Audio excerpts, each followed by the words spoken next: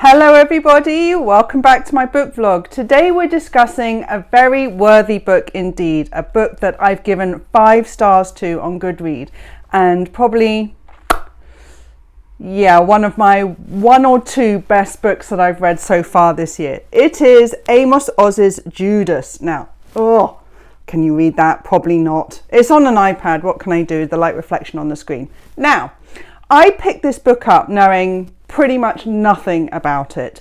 It was nominated, it was on the shortlist for the Man Booker International Prize last year, and I do like to read my shortlist because I think it sort of brings in new books I hadn't planned on reading, and though I don't always agree with the judges, as you can see in some of the reviews in the past, I do like to sort of see what's out there and see what people are platforming and showcasing. And Amos Oz, I had heard by reputation. He's obviously considered one of the foremost writers in the world today. And I'm ashamed to say this is actually the first book that I've read of his. Now, what is Judas about? It is an extraordinary book that blends politics and religion and sort of carves this into a beautifully intimate drama. It's centered around a dropout student called Shmuel, and we're in 1950s Jerusalem. Now, Shmuel had been planning to write his dissertation in uni on the relationship between Jesus and the Jewish community, and in his dissertation he was planning to sort of espouse the theory that Jesus never intended to set up his own religion. He was Jewish to the core. He was just incredibly ferociously anti the corruption in the Pharisees at the time. And further than that, his dissertation was going to look at the role of Judas, because he also believed that Judas wasn't actually a traitor. That was just a role, that misrepresentation that's deliberately happened over time, so that the sort of other people who abandoned Jesus' side could sort of somehow put themselves into the foreground. Because what Shmuel advocates, even as a sort of young man with sort of great ambition, is that Judas was actually the one true believer in Jesus. He believed Jesus was the Son of God. He was a spy that became a convert, and he was so rich he didn't need the 30 pieces of silver. Instead, he enabled the crucifixion of Jesus because he truly believed Jesus would rise up from the dead and therefore bring around the saving of mankind. And actually, he only hung himself, when he witnessed Jesus dying as flesh and blood on the cross. So that is the theory behind Shmuel's dissertation.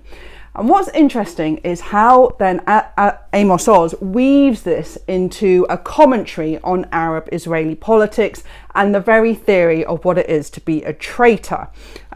Particularly pertinent theme actually for Brexit UK, but also remaining a desperately prevalent theme when we talk about Arab-Israeli politics. Now, Amos's opinion on Arab-Israeli politics is pretty well known. He's very critical of Zionism. But even though that is very obvious in the book, this is such a beautifully crafted intimate drama. Because what happens is Shmuel can't afford the fees for the university in Jerusalem. He drops out, and in order to make ends meet, he takes up a position as a live-in companion for an old guy called Gershom. Now, Gershom happens to be a sort of retired academic, and Gershom himself Gershom and Shmuel form a relationship based on intellectual discourse and agreeing and disagreeing and great passionate arguments, and they get closer and form a very tight bond because of that. And what Gershom sees he sort of tries to encourage Shmuel to really investigate and interrogate his ideas for his thesis, his dissertation, even though he's dropped out of uni. And what Gershom puts to Shmuel is actually the theories that he's interrogating in his dissertation could actually be seen in Israeli politics at the time in the 1950s, where Abravanel had been kicked out by Ben-Gurion and accused of being a traitor by Ben-Gurion because Abravanel was so anti the establishment of an Israeli state, because he saw it as a provocative act that would lead to decades of political unrest and hostility between the Palestinian community and the Jewish community.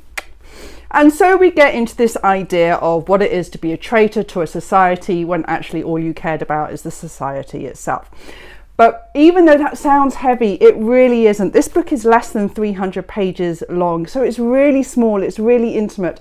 And Amos adds this beautiful subplot of sexual awakening, because he gets Shmuel to form an infatuation with Gershom's housekeeper, who's in her late 30s, far older than Shmuel, and this sort of journey that Shmuel goes on himself as he sort of becomes a man, but sort of begins to understand adult emotions such as love and loss, which is also a theme that goes on into this book about how you can love something and lose it, as well as being cast out, and as well as the concept of being a traitor.